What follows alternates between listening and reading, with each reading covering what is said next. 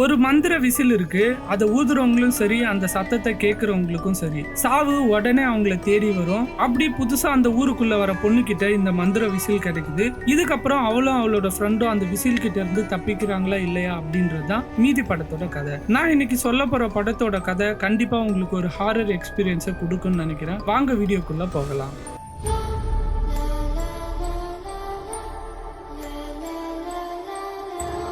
ஸ்கூல்ல basket ball game இன்ட்ரெஸ்டிங்கா நடந்துட்டு இருக்கு. அப்போ மேசன் ஒரு பையன் கூட்டத்துல எரிஞ்சிட்டு நின்னுட்டு இருக்க ஒரு உருவத்தை பாக்குறான். கேமுக்கு நடுவுல அவன் இருந்தாலும் ஒரு செகண்ட் பயந்து அப்படியே நின்னுறான். கேம் முடிய போகுது. கடைசியா அவன் கையில பால் கிடைக்குது. அதை தூக்கி கூடையில போடுறப்போ சுத்தி இருக்க எல்லாருமே ஸ்டன் ஆகி பாலையே பார்த்துட்டு இருக்காங்க. ஆனா இவன் கண்ணுக்கு மட்டும் அந்த எரியிற உருவம் தெரியுது. அந்த உருவம் இவனை தொட வருது. இவனோட டீம் அந்த கேம்ல ஜெயிச்சிடுறாங்க. ஆனா அதை கூட செலிப்ரேட் பண்ணாம மேசன் லாக்கர் ரூமை நோக்கி ஓடி போறான். லாக்கர் ரூம்ல இருந்து ஒரு வித்தியாசமான சபிக்கப்பட்ட பொருளை எடுக்கிறான். அந்த உருவம் அப்பவும் அவனை நோக்கி வருது. உடனே அந்த பொருளை எடுத்து சுக்கு நூறா உடைச்சிடறான். நான் இந்த பொருளை உடைச்சிட்டேன், இனிமே என்கிட்ட வராத அப்படின்னு கத்துறான். ஏதாவது நடக்குமான்னு வெயிட் பண்ணி பாக்குறான். ஆனா லாக்கர் ரூம்குள்ள அவங்களோட ஃப்ரெண்ட்ஸ் தான் ஓடி வராங்க. நம்மள பிடிச்ச சாபம் போயிடுச்சுன்னு இவன் ரிலாக்ஸா போய் குளிக்க ஆரம்பிக்கிறான். குளிச்சிட்டு இருக்கும்போது தண்ணியில சாம்பல் கரைஞ்சு போறத இவன் நோட் பண்றான். திரும்பி பார்த்தா அந்த எரிஞ்சிட்டு இருக்க உருவம் இவன் கண்ணு முன்னாடி வந்து நிக்குது. இவனோட வாயில கைய விட்டு இவனை ஃபுல்லா எரிய வைக்குது. அவங்க ஃப்ரெண்ட்ஸ் முன்னாடியே இவன் எரிஞ்சு இறந்தே போயிடுறான். இது நடந்து 6 மாசம் கழிச்சு கிறிஸ்னு ஒரு பொண்ணு அந்த ஊருக்கு புதுசா வரா. அவளோட கசின் டெய்லரோட ஃபர்ஸ்ட் டே ஸ்கூலுக்கு வரா. இவளுக்கு இறந்து போன மேசனோட லாக்கரு கொடுக்குறாங்க. இதை தெரிஞ்சு அவனோட ஃப்ரெண்ட்ஸ் எல்லாம் இவகிட்ட வந்து வம்பு இழுக்கிறாங்க. ஸோ இவளை இப்பதான் ரீசெண்டா அவங்க அப்பா ஆக்சிடென்ட்ல இறந்து போயிருப்பாரு. அதனால ரொம்ப மனசு வருத்தத்துல இருப்பா. ஸ்கூலுக்குள்ள வந்த உடனே எலின்னு ஒரு பொண்ணு இவளை பார்த்து சிரிக்கிறா. அந்த குரூப்ல அவதான் ஃபர்ஸ்ட் இவளுக்கு சப்போர்ட்டாவும் பேசுறா. அப்போ சார் அங்க வந்துருவாரு. இவங்க எல்லாம் சண்டை போட்டுட்டு இருக்கிறத பார்த்துட்டு ஸ்கூல் முடிஞ்சு எல்லாரும் எக்ஸ்ட்ரா கிளாஸ்க்கு வெயிட் பண்ணுங்க அப்படின்னு சொல்லிட்டு போயிடுவாரு. அப்போ கிளாஸும் ஸ்டார்ட் ஆயிடுது. எல்லாருமே கிளாஸுக்கு போயிடுறாங்க. கிறிஸ் மட்டும் லாக்கர் ரூம்ல புக்கை வச்சுட்டு இருக்கா. அப்போ அந்த மந்திர பொருள் இவ கண்ணுல படுது. அதை பார்த்தா ஒரு விசில் மாதிரியே இருக்கு. அவளை அறியாமலே அவ அந்த விசில ஊத போறா. அப்போ கரெக்டா ஸ்கூல் பெல் அடிக்குது. இவ்வளவு டக்குன்னு சுயநனுக்கு வந்துடுறா. அந்த பொருளை பேக்ல வச்சுக்கிட்டே கிளாஸுக்கு போயிடுறா. ஸ்கூல் முடிஞ்சதும் சார் சொன்ன மாதிரி ஸ்பெஷல் கிளாஸ்க்கு எல்லாரும் வராங்க. அப்ப அவளோட பேக்ல இருந்து அந்த மந்திர விசில் கீழே விழுகுது. சார் அதை பார்த்துட்டு இதை பார்க்க மாயன்கள் யூஸ் பண்ண பழங்கால பொருள் மாதிரி இருக்கு அப்படின்னு கேட்கிறாரு.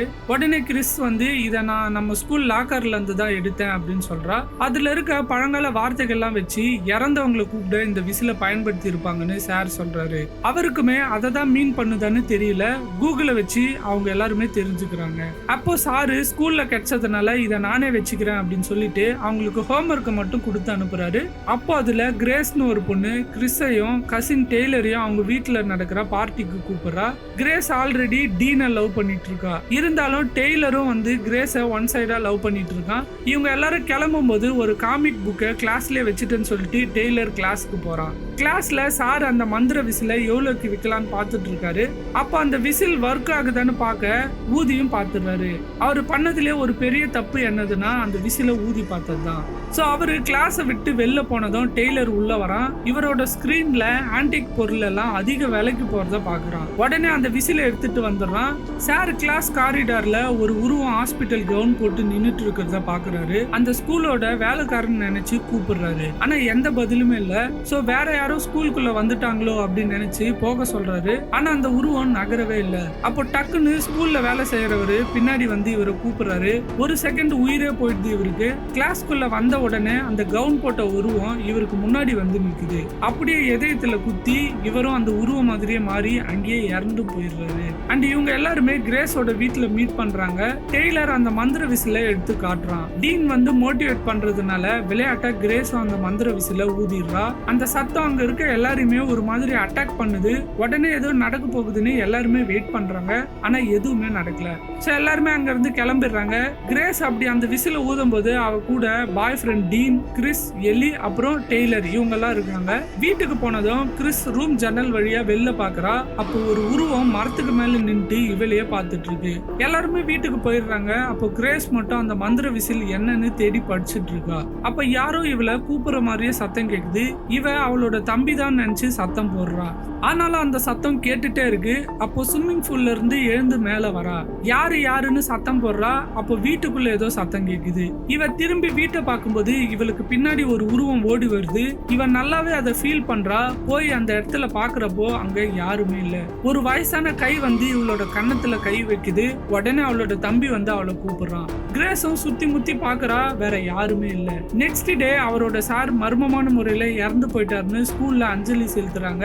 இது நடந்துட்டு இருக்கும்போதே எலிக்கு 2 சீட் முன்னாடி ஒரு உருவம் உட்காந்துட்டு வித்தியாசமா பண்ணிட்டு இருக்கு. தலையை திருப்பி இவளை பாக்குது. இந்த உருவம் எலியோட கண்ணுக்கு மட்டும்தான் தெரியுது. அவர் ரொம்பவும் பயந்து போயிடறா.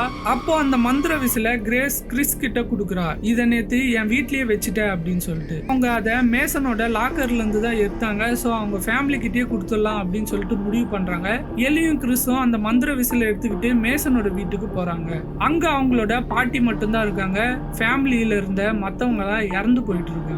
கிறிஸ் பாட்டி கிட்ட மேசனோட பொருள்னு மந்திர விசில குடுக்குறா. இந்த பொருள் தான் உங்களை கண்டுபிடிச்சிருக்கு. இது யாருடையதும் கிடையாது. இந்த விசில ஊதுனாலும் அந்த சத்தம் கேட்டாலோ அவங்களோட சாவே அவங்கள தேடி வந்து கொள்ளும். அதாவது நீங்க 50 வயசுல தீப்பிடிச்சு இறந்து போனா 50 வயசுல இறந்து போன உருவம் உங்களை வந்து கொள்ளும் அப்படின்னு அந்த பாட்டி சொல்றாங்க. அது மட்டும் இல்லாம அந்த விசில வாங்காம கொடுத்தும் விட்டுடுறாங்க.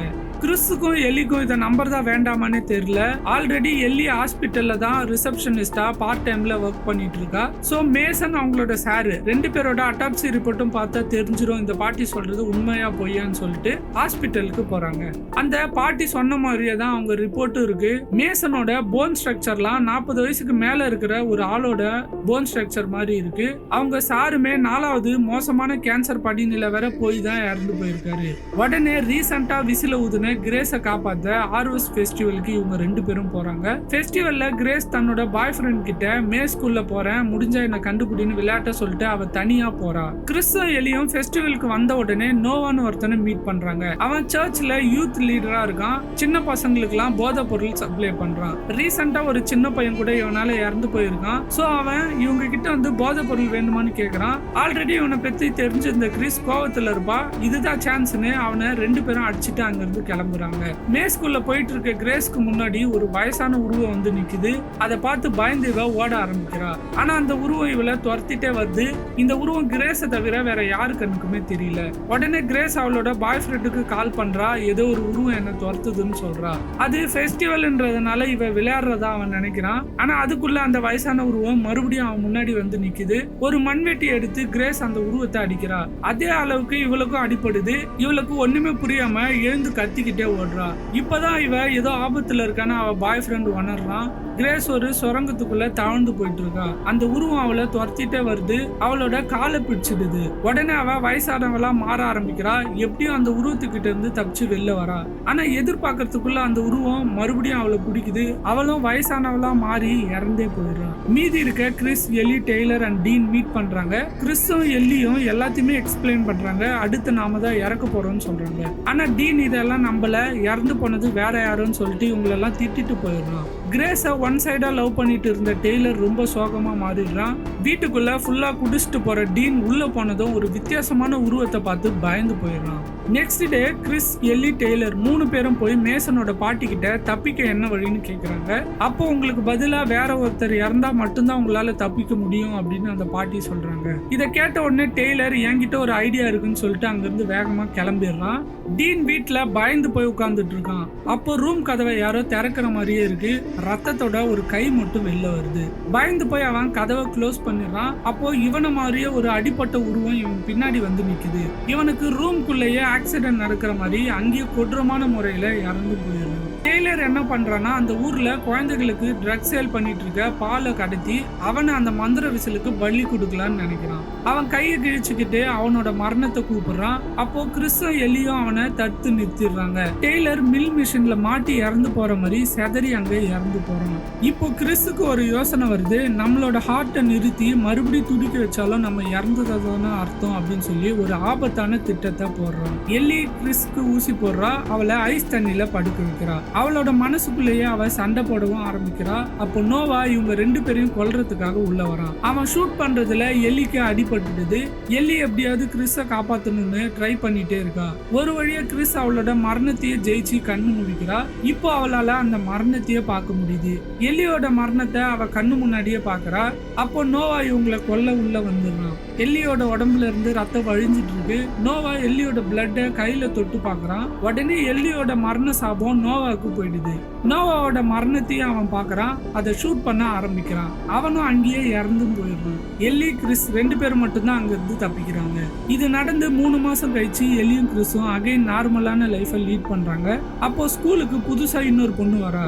அவளோட லாக்கர் ரூம்ல அந்த சபிக்கப்பட்ட மந்திர விசில் இருக்கு. அவ அந்த விசில ஸ்கூல் ஆடிட்டோரியம்ல மைக்ல வச்சு எல்லாரும் கேக்குற மாதிரி அந்த விசில ஊதுறா. இதோட இந்த படம் அப்படியே முடியுது. நான் இன்னைக்கு சொன்ன படத்தோட கதை கண்டிப்பா உங்களுக்கு பிடிச்சிருக்கும்னு நினைக்கிறேன். இந்த படம் எப்படி இருந்ததுன்னு கமெண்ட்ல சொல்லுங்க. நெக்ஸ்ட் வீக் இதை விட பயங்கரமான கதையோட வரேன். பாய்.